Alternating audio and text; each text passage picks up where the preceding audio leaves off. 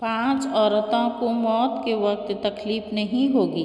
ऐसे 5 औरतें जिनको मौत के वक्त थोड़ी सी भी तकलीफ़ नहीं होगी, वो खुशनसीब 5 औरतें हैं।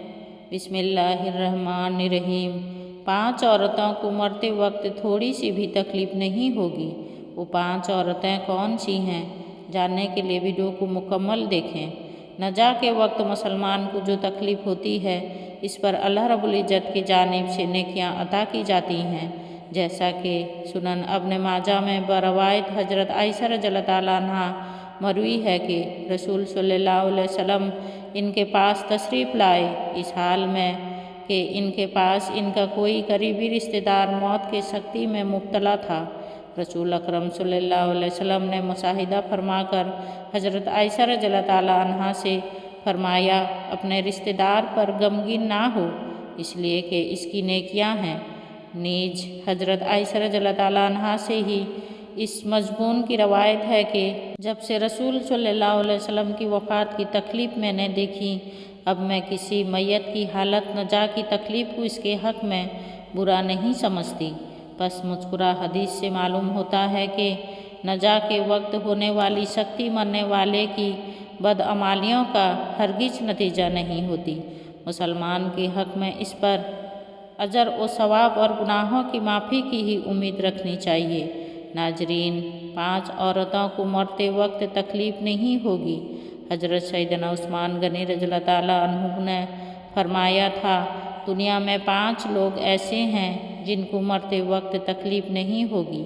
इनकी रूह आसानी से निकलेगी। हालत नजा में इंसान की आधी रूह अंदर होती है और आधी रूह बाहर होती है और बंदा तकलीफ़ में होता है।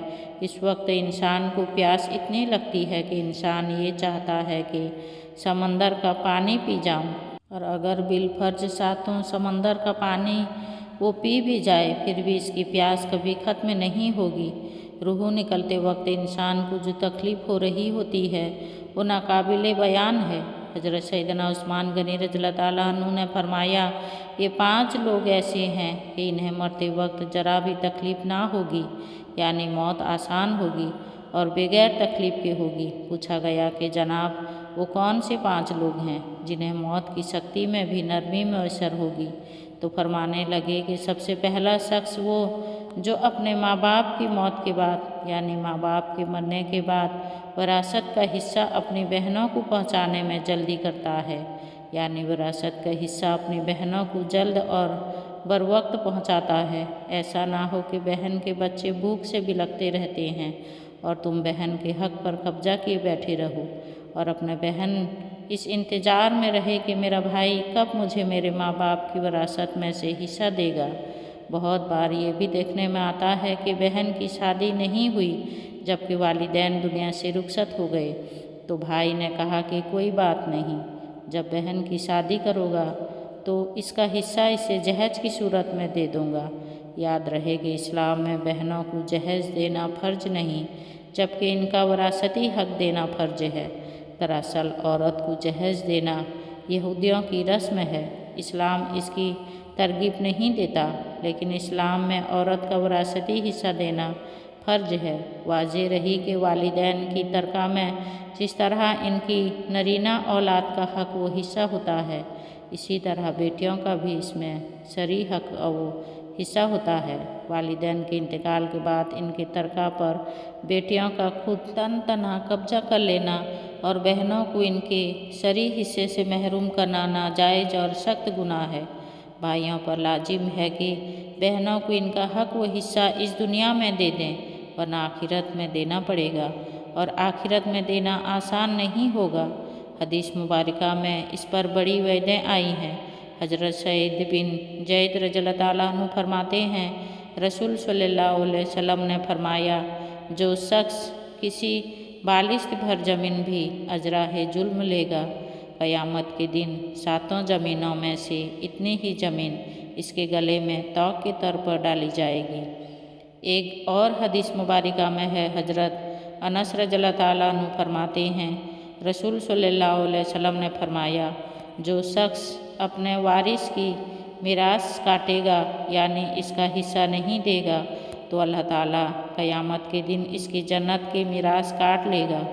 याद रहे कि जहेज की रस्म इस्लाम की रस्म नहीं बल्कि यहूदियों की रस्म है और इसका बड़ा नुकसान है कि जिस तरह यहूदियों की औरत को बगैर जहेज के कोई शख्स कबूल नहीं करता था, इसी तरह आज इस्लाम में भी औरतों की शादियों में सबसे बड़ी रुकावट जहेज है।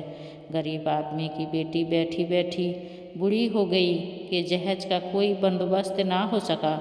इसी तरह अगर कोई शख्स ये कहे कि मैं बहन का वरासती हिस्सा तो नहीं दे सकता, अलबत्ता जब इसकी शादी का वक्त होगा तो जहेज दे दूंगा। लिहाजा फरमाया गया कि बहनों को बर वक्त हिस्सा देने वाले की रूह मौत के वक्त बड़ी आसानी से निकलती है। एक औरत का भाई जब फौत हुआ तो इस औरत ने बहुत इसरार किया कि मुझे भी कब्रिस्तान में ले चलो, मैं भी अपने भाई की कब्र पर जाना चाहती हूँ। खैर इसके इस इसरार को कबूल किया गया और इस कब्रिस्तान में इस जगह ले जाया गया जहाँ इसके भाई की तदफीन होने वाली थी। इसके देखते ही देखते मैयत को कब्र में उतारा गया और इसके भाई को मिट्टी के सुपुर्द कर दिया गया। जब दुआ की बारी आई तो तमाम अजीज़ो कराब के सामने इस रोती हुई बहन ने आसमान की जानिब अपने हाथ उठाए और आसमान की जानिब देखा। इसका दिल रो रहा है, आँखें छम छम बरस रही हैं। इसने एक ऐसी दुआ की कि लोगों के मुर्दा ज़मीर को जगा दिया। रोती हुई बहन ने आसमान की जानिब देखकर फरियाद की कि ए मेरे मालिक, ए इंसाफ करने वाले, आज मेरा भी इंसाफ कर दे। रो रो कर कहने लगी, मेरे मालिक तू मेरे इस जालिम भाई को अपनी रहमत से दूर रखना, ऐसा दूर रखना जैसे इसने मेरे वालिदैन की विरासत से मुझे दूर रखा है। मेरे बच्चे भूख से बिलखते रहें लेकिन इस जालिम को मेरे बच्चों पर ज़रा भी तरस ना आया। मैं अपने बच्चों को हराम जानवर का गोश्त खिलाने पर मजबूर हुई। मेरे बच्चों ने बड़ी ही गुर्बत की ज़िंदगी गुजारी है, जबकि मेरे इस जालिम भाई को कभी भी हया ना आई, कभी भी रहम ना आया कि मैं अपनी बहनों की विरासत का जो इनका हक है इसे अदा करूं। ऐ मेरे मालिक, तू आज इंसाफ कर दे और जिस तरह से इसने मेरी विरासत के हक से मुझे दूर रखा है, इसी तरह तू ऐसे अपनी रहमत से दूर कर दे। तो नाजरीन, सिर्फ एक दो लम्हे के लिए दिल पर हाथ रख कर ये सोचो कि जब तुम अपनी बहनों को इनकी विरासत का हक अदा नहीं करोगे तो क्या तुम्हारी बहनें तुम्हारे लिए मग़फ़िरत की दुआ करेंगी या जहन्नम की दुआ करेंगी? बहन के लिए जालिम बन के मरोगे या मजलूम बन के? नाजरीन, बहन का हक खाना ऐसा है जैसे खिंजीर का गोश्त खाना।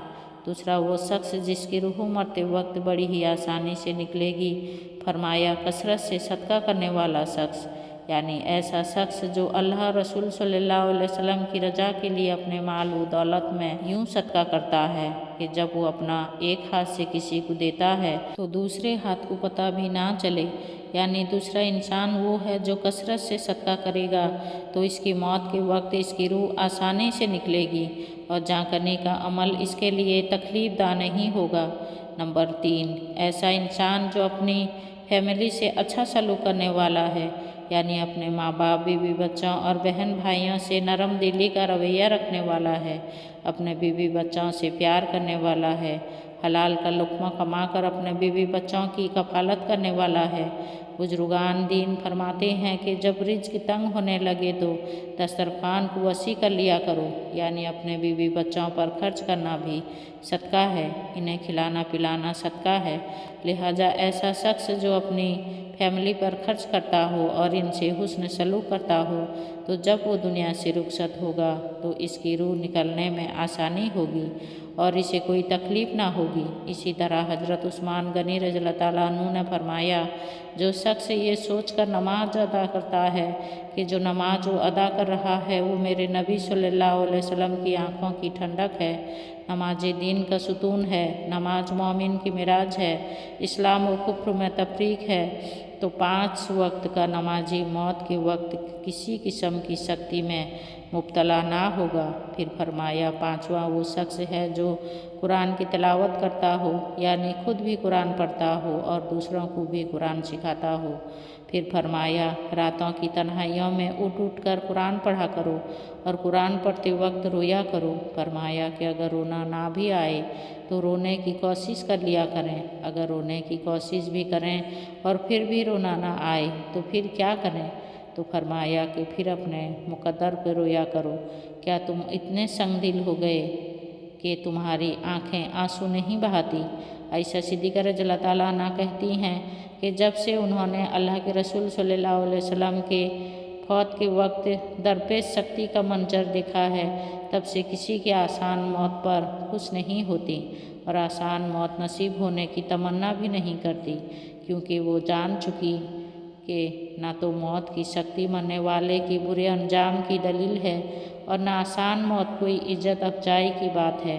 अगर सचमुच ऐसा होता तो अल्लाह के रसूल सल्लल्लाहु अलैहि वसल्लम को आसान से आसान तर मौत नसीब होती। यही वजह है कि ना वो मौत की सख्ती को नापसंद करती थी और ना किसी की आसान मौत पर खुश होती थी। मौत की सख्ती के बारे में हज़रत आयशा सिद्दीक़ा रज़ियल्लाहु ताला अन्हा से रवायत है। आप रज़ियल्लाहु ताला अन्हा फरमाती हैं कि मैंने रसूल सल्लल्लाहु अलैहि वसल्लम को हालत नजा में देखा। आप सल्लल्लाहु अलैहि वसल्लम के पास पानी का एक प्याला रखा हुआ था। आप सल्लल्लाहु अलैहि वसल्लम इसमें हाथ दाखिल करते और फिर अपने चेहरे पर फेर लेते थे और फरमाते कि या अल्लाह, मौत की सख्ती में मेरी मदद फरमा। मुख्तलिफ अहादीस मुबारका से मालूम होता है कि मोमिन की रूह बहुत आसानी से निकलती है और रूह के निकलते ही इसके लिए खुशंजरियाँ शुरू हो जाती हैं, जबकि काफर के बारे में आता है कि इसकी रूह इंतहाई सख्ती के साथ कब्ज कर ली जाती है और इसी वक्त से ही इसके बुरे अहवाल शुरू हो जाते हैं। अलबत्ता मुतादिद अहादीस मुबारका में ये भी मज़कूर है कि अल्लाह ताला ने मौत के अंदर एक ऐसी शिद्दत और सख्ती रखी है कि इसका एहसास दुनिया से जाने वाले हर शख्स को होता है, ख्वाह वो नेक मुसलमान हो या बद हो, काफर हो। लेकिन मोमिन पर जो तकलीफ़ आती है वो इसके गुनाहों की माफ़ी और दर्जात की बुलंदी के लिए होती है, जबकि काफिर पर तकलीफ़ इसके बदआमालियों की सज़ा के तौर पर आती है। चुनांचा एक हदीस में आता है कि मोमिन गुनाह करता है, इस वजह से इस पर मौत के वक्त सख्ती की जाती है ताकि इसके गुनाहों का कफ़ारा हो, और काफर भी नेकी के काम करता है तो इस पर इसकी मौत के वक्त आसानी कर दी जाती है ताकि इसके इन अच्छे कामों का बदला हो। इस हदीस से ये बात मालूम होती है कि हर शख्स की मौत इसके दुनिया में किए गए अच्छे और बुरे अमाल के मुताबिक होती है। ताहम हजरत उलमाए कराम और मुहद्दिसीन रहमुल्लाह ने ये लिखा है कि मोमिन को जो भी तकलीफ़ होती है वो तकलीफ़ इसके गुनाहों की बख्शिश के लिए हो या इसके दर्जात की बुलंदी के लिए हो, वो हालत नजा से पहले होती है, और जब इसकी रूह निकल रही होती है तो उस वक्त अल्लाह ताला इसकी तमाम तकालीफ़ को दूर फरमा कर सहूलत और आसानी से रूह कब्ज कर लेता है और आने वाले मरहल भी आसान फरमा देता है। अल्लाह पाक से दुआ है कि हम सब मुसलमानों की मौत के वक्त सख्तियों को दूर फरमा कर हमारा खात्मा ईमान पर नसीब फरमाए, आमीन। नाजरीन, कमेंट बॉक्स में अल्लाह ताला के 99 नामों से एक नाम ज़रूर टाइप करें। वीडियो अच्छी लगे तो वीडियो को एक लाइक करें, शेयर करें, चैनल को सब्सक्राइब करें। अगले वीडियो तक के लिए इजाज़त दीजिए। खुदा हाफिज।